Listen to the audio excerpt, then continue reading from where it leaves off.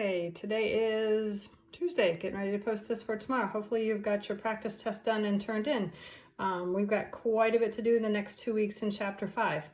5.1, our goal today is going to be performing operations with polynomials.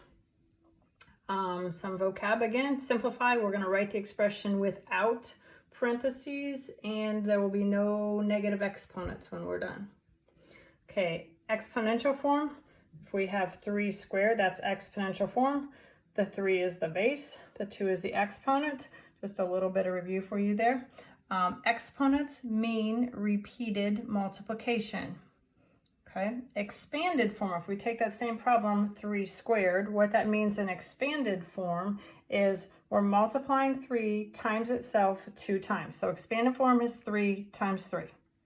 Okay, this in blue is real important for you. Expanded form is your friend. If you forget the rules, go to expanded form and it will help you get the answer. I'm not going to give you shortcuts. You may be finding them as you do this. That's great. I hope you do. As we go through this, you're going to have quite a few practice problems. See if you can figure out the shortcut. If not, always go to expanded form. So, first problem.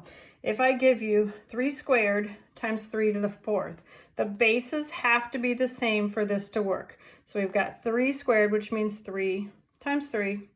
3 to the 4th means 3 times 3 times 3 times 3. How many times are we repeating the multiplication of 3? 1, 2, 3, 4, 5, 6. Your answer is 3 to the 6th. That is what it is in exponential form. Make sure you're looking at your directions. If it says write your answer in exponential form, they're wanting you to get 3 to the 6th. If it says evaluate or find a value, then you would take it and use your calculator and do 3 caret key 6, which will give you a value. Right now we're looking for in exponential form. The next type of problem is a division problem. 9 to the 5th divided by 9 squared. Again, exponential form, expanded form is your friend. 9 times 9 times 9 times 9 times 9. We're repeating the multiplication of 9 5 times, divided by 9 times 9. And 9 divided by 9 is 1. 9 divided by 9 is 1. So what we're left with is 9 times 9 times 9, or 9 to the 3rd power. Another way to do that when the bases are the same is, where are there more 9s? On top. How many more? 3 more. So that's another way to get your answer other than writing it out in expanded form. A to the negative 1. We said that when we got done with these, we could have no negative exponents. Negative exponents are kind of like you teenagers. You're whiny. Negative exponents aren't where they want to be. So we're going to take that A to the negative 1 and we're going to write it as it's over 1. Okay? And then, because this A doesn't want to be upstairs, it's hot and all of its friends are downstairs, all the games are downstairs. It's way better down in the basement with their friends rather than up on the main floor where there's no air conditioning. We're going to move that A down, and that's going to make it happy. The A has a negative exponent. It doesn't want to be where it's at. If it's a negative and it's up top, you want to put it on the bottom. If it's negative on the bottom, you want to move it to the top. When you move it to the opposite spot, it makes it positive. It becomes happy. So we move the denominator, move it to the denominator here, and that makes it positive. That makes it happy. We end up with A on the bottom, A to the 1st. We have to have a 1 on top to hold the spot. Make sure you do that. When you move that A down, there has to be something to hold the top spot. So that's why you put the 1 there. Okay, we'll practice some problems like that in just a few minutes. The next one's called a power of a power. If you have A cubed, the quantity squared, A cubed means A times A times A. How many times are you writing that? You're writing that too, so you have another A times A times A. If you count up all of your A's, you have 6 of them. It would be A to the 6th. Another one is called the power of a product. If you have the quantity xy squared, that means you're going to write this quantity 2 times, so it's going to be xy times xy. My y is looking kind of short there. And commutative property says we can rearrange it by writing it x times x and y times y. How many times did you see the x? 2. How many times did you see the y's? 2. So your final answer there would be x squared, y squared. Okay? Next, board.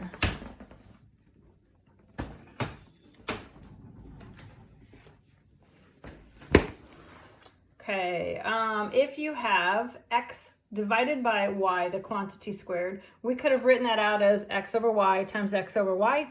How many times would you have seen your x? 2. How many times would you have seen your y? 2. So it would have been x squared over y squared. Okay, the next thing is 0 power. Anything to the 0 power is 1. If you take your calculator and right now you do 5 caret key 0, it will tell you that it is 1. So anything to the 0 power is 1. The next thing we're going to be doing is we're going to simplify. Here are the rules for completely simplifying. There can be no powers of a power, so you can't have a parenthesis with a number outside of it. Each base appears exactly once. All fractions are in simplest form, and there's no negative exponents. So if you're wondering if you have it completely simplified, make sure you write these notes down, write those things down, and when you get done, make sure that you have it in that category. So here's our first problem. Our goals were simplifying the expression 2a to the negative 2 times 3a cubed b squared times c to the negative 2. So I'm going to start with each parenthesis and I'm going to get rid of negative exponents. The a's don't want to be in the numerator, so we're going to move them to the denominator. Becomes 2 over a squared. The second one, we're just going to make it a fraction. Everything's happy where it's at, but since the first thing is a fraction, we're going to make that a fraction by putting it over 1. So we have our 3a cubed b squared all divided by 1. And the next one, c to the negative 2 is not happy upstairs. That's like being over 1. We're going to move it to the denominator, make it happy, and then we're going to put a 1 up on top. At this point in time, you're going to multiply straight across. 2 times 3 gives you 6. A cubed b squared all over a squared c squared. So at that point in time, you have, for simplifying, we can't have our a's appear more than once. That would be the one where it says each base appears only one time. That would be the second one we've got to work on when we're simplifying. So we have a's on top and a's on bottom. That doesn't work. So where are there more? On top. How many more? There's 3 on top, 2 on the bottom, so there's 1 more. It would be 6a b squared over c squared. Now, if that bothers you and you say, I don't get what she just said, we can always go back to expanded form. It will never steer you wrong. So we've got the 2 times the 3. We have a cubed, which means a times a times a. We have b squared, which means b times b. In the denominator, we have a squared, a times a, and then we have c squared, c times c. So a divided by a cancels, a divided by a cancels. 2 times 3 gives me my 6. I'm left with 1a and b squared on top, and I'm left with c squareds on the bottom. Okay? Here again, we're practicing that. Where are there more and how many more? Q squared r to the 4th divided by q to the 7th r to the 3rd. So if we look at our q's, where are there more? In the denominator, how many more?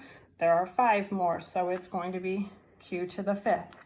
Looking at the r's, where are there more? In the numerator, how many more? 1. So we end up with r to the 1st.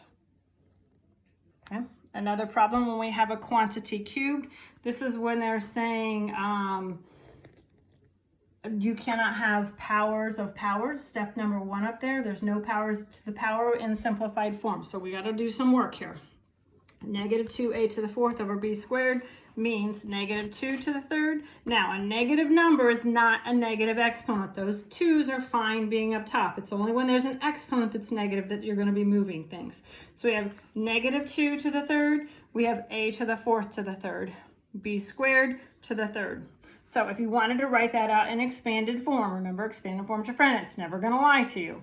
Negative 2 cubed means negative 2 times negative 2 times negative 2. A to the 4th is a times a times a times a. There's 4 of them, and we're going to write that out 3 times. A times a times a times a. There's a second time. A times a times a times a. There's a third time.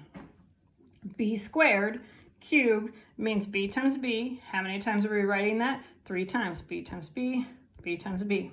So there you've got it in expanded form. Now to simplify, negative 2 times negative 2 is positive 4 times negative 2 is negative 8. And if you count up all those a's that I had to skinny up right there to get them on that same line, there are 12 of them. Divided by, and if you count up the b's, there are 6 of them over b to the 6th. That is in simplest form. No negative exponents, no powers of powers, Each base only appears one time, and the fraction is in simplest form. So now we're going to do through a couple practice problems. You might want to write it down and then pause to see if you can do this. Negative 2x cubed y cubed times negative 7x to the 5th y to the negative 6. First thing I want to do is get rid of negative exponents. So it's like putting this fraction over 1 and this one over 1. The 2's happy, it stays on top. The y's are happy, they stay on top. X's don't want to be up with the 2's and the y's, they want to be in the basement. So we're moving them to the denominator where it becomes x cubed. When you move it down from top to bottom, it goes from being negative to being positive. Negative 7x to the 5th, y to the negative 6. The negative 7 wants to stay up top. Remember, negative numbers are not unhappy. They just have a negative in front of them. It's only negative exponents that's going to cause something to move. The x's are on top where they want to be. The y's are negative. They don't want to be up there. They want to be in the denominator. So now at this point, we're going to multiply straight across. It's 2 times negative 7, negative 14, y cubed, x to the 5th. On the bottom, we have x cubed, y to the 6th. So the fraction's already, as far as numbers, is in lowest term because it's negative 14. There's no number down here to simplify the fraction. Where are there more y's? The denominator. How many more y's? 3. Where are there more x's? The numerator. How many more x's? 2. So your final answer is negative 14 x squared divided by y cubed. Okay, next practice problem. 15c to the 5th d cubed divided by negative 3c squared d. Now, this is when we said simplify the fraction. 15 divided by negative 3 is negative 5. Okay, there's no negative exponents to take care of, but each variable can only appear one time. So we got to get rid of some c's. We have c to the 5th on top, c squared on the bottom. Where are there more c's? On top. How many more? 3, so it's c to the 3rd.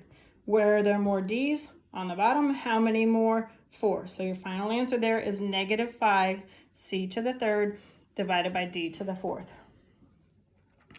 Example 3. Whoops, sorry, making you dizzy.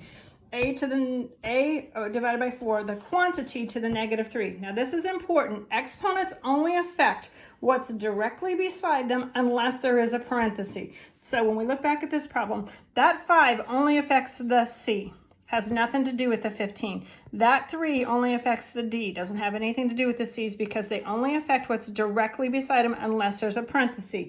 Now, because there's a parenthesis here, this is saying that a is to the negative 3rd and the 4 is to the negative 3rd. That means the a's don't want to be on top and the 4's don't want to be on the bottom. So we're going to move them to where they want to be.